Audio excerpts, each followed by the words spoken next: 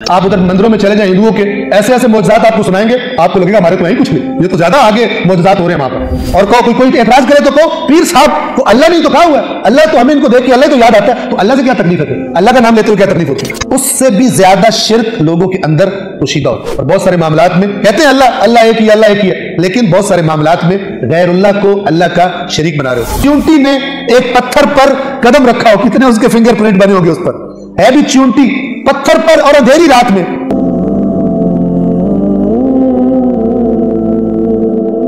نے فرمایا تھا،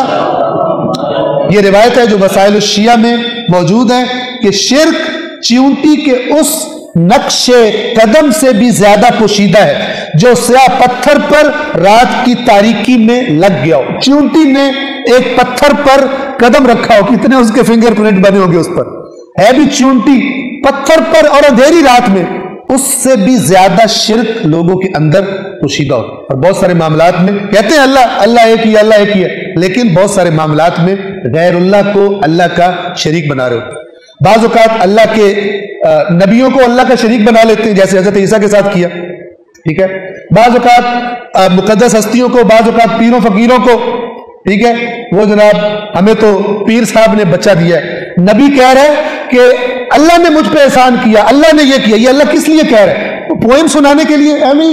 ثواب لینے کے لیے کسے سنا رہا ہے؟ یا یہ کہنا چاہ رہا ہے کہ تم بھی جب کوئی بات کرو تو کہو اللہ نے کیا، نہ کہ اپنے من گھڑت تعویلیں کر کے اور اللہ کو غائب بھی کر دو بیچ میں سے، اور کہو کوئی اعتراض کرے تو کہو پیر صاحب کو اللہ نہیں تو کہا ہوا ہے، اللہ تو ہمیں ان کو دیکھ کے اللہ تو یاد آتا ہے، تو اللہ سے کیا تکلیف ہے؟ اللہ کا نام لیتے ہوئے کیا تکلیف ہوتی ہے؟ اللہ کو کیوں کم رنگ کر دیا گیا؟ ایک مومن موحد کی زندگی میں سب سے غالب ذکر اللہ کا ہونا چاہیے، سب سے غالب رنگ اس کی زندگی میں، اور اس کے اپنے اندر بھی سب سے غالب احساس یہ ہو کہ جو حضرت یوسف نے کہا کہ دنیا و آخرت میں تو ہی ہے میرا، ورنہ پھر آہستہ آہستہ تعویلیں کرتے کرتے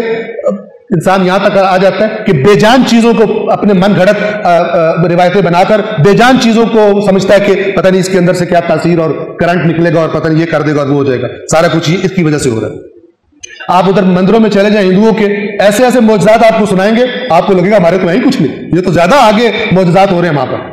آپ چرچ میں چلے جائیں، وہاں پہ اتنے زیادہ وہ کہیں گے۔ اسی کراچی میں مجھے ایک فون آیا تھا کسی خاتون کا، کسی بڑی پریشانی میں تھی، مجھے کہتی ہے میری ایک سہیلی ہے کرسچن، میں زیارتوں پہ گئی ہوں، میں ادھر گئی ہوں، کہیں سے میرا مسئلہ حل نہیں ہوا، تو میری ایک کرسچن سہیلی ہے، اس نے کہا ہمارا ایک چرچ ہے، وہاں پہ ہر مراد پوری ہوتی ہے، تو میں وہاں چلی جاؤں۔ اندازہ لگاؤ ذرا، یہ ہماری توحید کی کیفیت ہے کہ مسئلہ حل کرانا ہے، چاہے چرچ میں جا کے ہو جائے، چاہے فلان ہو جائے، ایسی حرکات لوگ کرتے ہیں۔